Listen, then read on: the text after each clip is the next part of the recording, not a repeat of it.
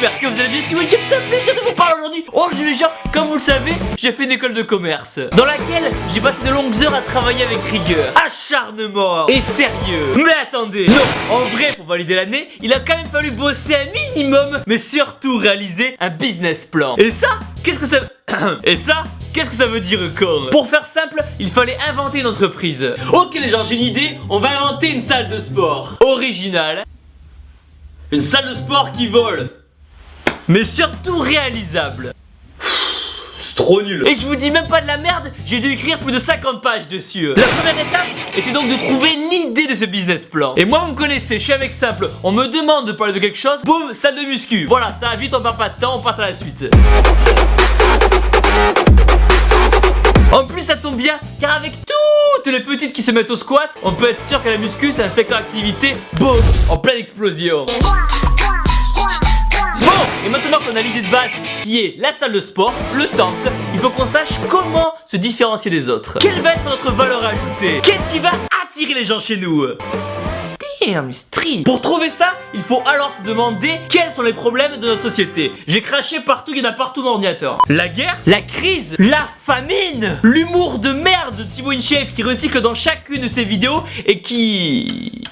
Mais oui c'est ça. C'est ça. Recycler plus problème de société égale boum, écologie. C'est l'hymne de nos campagnes. Ce sujet important dont tout le monde parle, c'est ce qu'il nous faut. On y arrive les gens, notre projet prend forme petit à petit. Maintenant, comment faire pour mélanger Maintenant, comment qu'on peut faire pour mêler écologie et salle de sport? Pour ça, nous devons garder en tête qu'un mec énorme et sec qui court sur un tapis, il pue la transpiration, oui c'est vrai. Mais surtout, il produit de l'énergie en courant qui est gaspillée. Un peu comme un hamster sur une roue. Notre idée géniale serait donc alors de récupérer cette énergie produite par les tapis, les vélos ou même les rameurs et de s'en servir pour alimenter notre temple en électricité.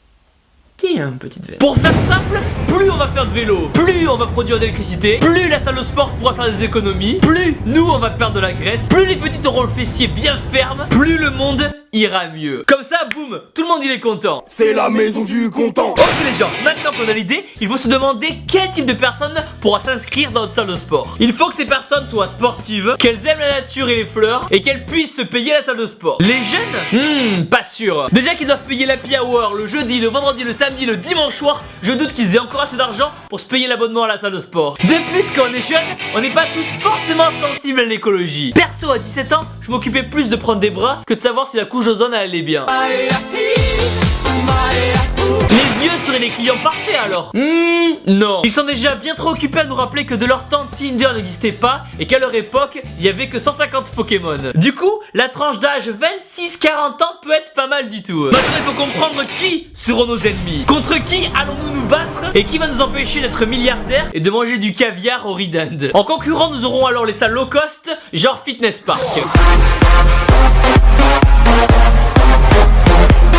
Elles ont du matos, coûtent pas cher et attirent du monde, dont moi. Mais nous devrons aussi faire face à la concurrence des salles de sport plus chères, genre Club Med Gym, qui entre nous, faut bien le dire, sont des nids à petites qui squattent. Oh oui, oh oui, oh oui, oh oui, oh. D'ailleurs Capucine, si tu regardes cette vidéo, on se re-entraîne ensemble quand tu veux. Et en concurrent un petit peu plus loin, nous avons la salle de sport Eco Power System à Portland, ou encore The Green Micro Gym à Belmont aux États-Unis.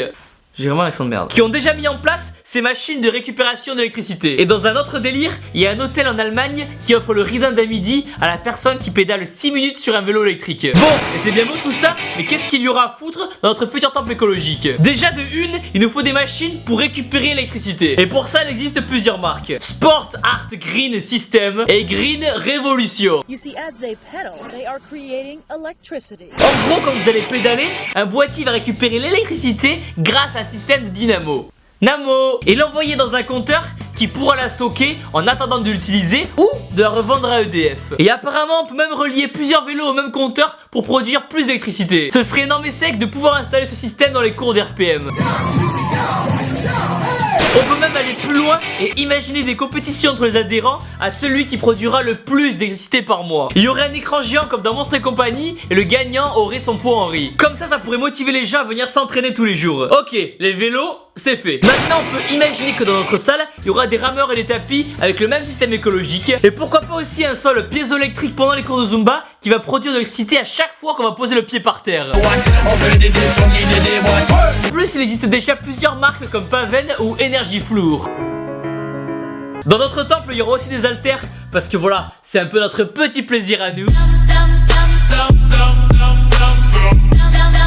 Des coachs pour éviter que les gens fassent des mouvements de merde comme on peut le voir tous les jours. Du wifi pour regarder les vidéos de votre youtubeur préféré Thibaut Chup et lui mettre le petit pouce bleu qui fait plaisir. Vous avez vu la technique cachée pour demander des pouces bleus. Des douches écologiques pour récupérer l'eau et éviter le gaspillage. Promis, je vais négocier pour avoir des douches mixtes, mais je crois que c'est mal parti. Après niveau déco, je m'appelle pas Valérie Damido, mais je pense qu'avec un petit peu de vert et un petit peu de marron, ça peut rappeler la nature, ça peut être sympa. Et pourquoi pas ensuite des partenariats avec des associations humanitaires pour protéger la nature. Bon, et maintenant que tout a l'air joli dans notre tête, il faut savoir si ça va être rentable. Savoir si oui ou non on pourra un jour faire de la muscu avec des haltères en marbre et boire sa whey dans un shaker en diamant. Pour ça, il faut alors se demander comment on va gagner de l'argent. 1. Il va y avoir la vente d'abonnements aux adhérents. Et 2. La revente d'électricité produite par nos machines à EDF. Et de l'autre côté, qu'est-ce qui va nous coûter des sous? Le bâtiment de la salle de sport, 1,5 million d'euros.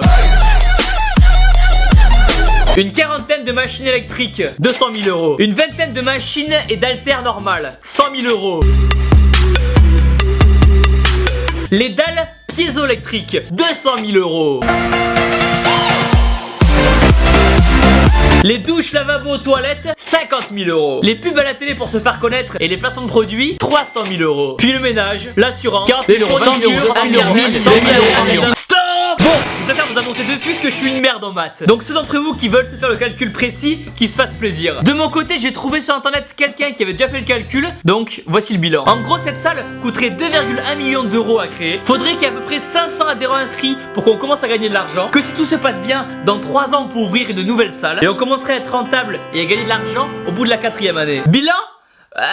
Faut être courageux et motivé. Non, en vrai, le gros point négatif de ce projet, c'est l'investissement énorme à la base. De plus, les machines écolo coûtent super cher et on ne gagne pas d'argent de suite, ce qui peut en décourager beaucoup. Tout ça, c'est ce qui explique peut-être qu'il n'y a pas encore beaucoup de salles écologiques. Mais d'un autre côté, il faut voir le positif. C'est nouveau, on fait des économies, on diminue le gaspillage, on motive les gens à devenir énormes et secs et on sauve la planète. Que demander de plus? Une paire de meules? Où ça? Où ça? Après, qui sait, peut-être que cette vidéo donnera des idées à l'un d'entre vous qui voudra réaliser ce projet jusqu'au bout. Si c'est le cas, pensez à m'inviter. J'irai faire le jour des pecs dans votre salle. Mais en attendant, surtout n'oubliez pas que vous êtes les meilleurs. Bouh! Damn.